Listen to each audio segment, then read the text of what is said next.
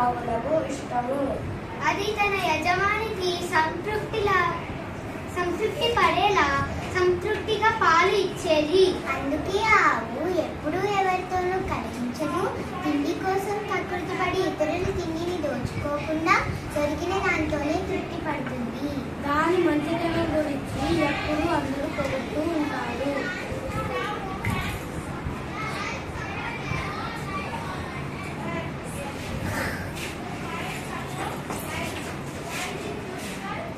ఓ ఆవు, నీవు నన్ను చూసి కూడా నీవు భయపడలేదు.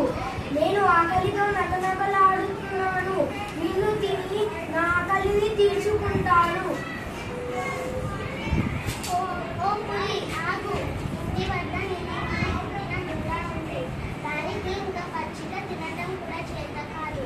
అందుకని నీవు నన్ను తిని ఈ ఆకలిని తీర్చుకోవడానికి ముందు నేను ఇంటికి వెళ్ళి ఒక్కసారి నా దూడను కళ్ళారా చూసుకొని దాన్ని కడుపు నిండా పాలిచ్చి తిరిగి వచ్చి నీ ఆకలిని తీరుస్తాను.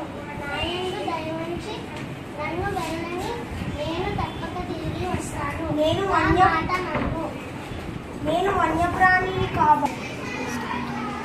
వన్యప్రాణిని కాబట్టి నాకు తెలివి లేదనుకుంటున్నావా? నోటిదాకా వచ్చిన ఆహారాన్ని ఎవ్వరైనా వదులుకుంటారా? నాకు ఆహారం కావలసిన నీవు ఇంటికెళ్ళి తిరిగి వస్తావు అని నమ్మాలా? ఈ మాటలు నిజమే. చూస్తూ చూస్తూ ఎవరు చావాలని అనుకోరు. కానీ నేను ఆడి తప్పని దానను, సత్యనిష్ట కలిగిన దానను, మాటకు ప్రాణము సత్యము అని తలచే దానను. నేను తప్పక తిరిగి వస్తాను. చివరిసారిగా నా దూడను చూడాలనే ఆశను తీర్చు.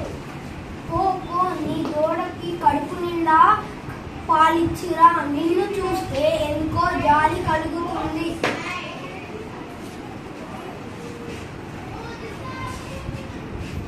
దుష్టులకు దూరంగా ఉండు, ఎల్లవేళలా నిజాయితీతో ఉండు, సత్ప్రవర్తనతో మంచి పనులు చేస్తూ పేరు తెచ్చుకో.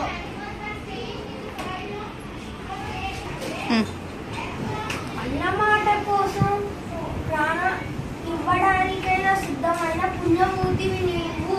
నిన్ను చంపి ఆ పాపాన్ని మూట కట్టుకోలేను కనుక నేను నిన్ను చంపను.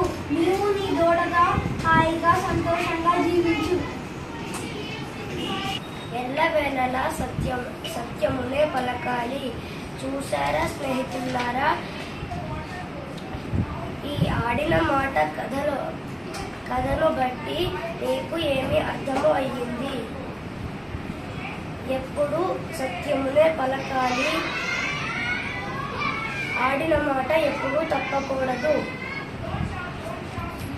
ధన్యవాదములు.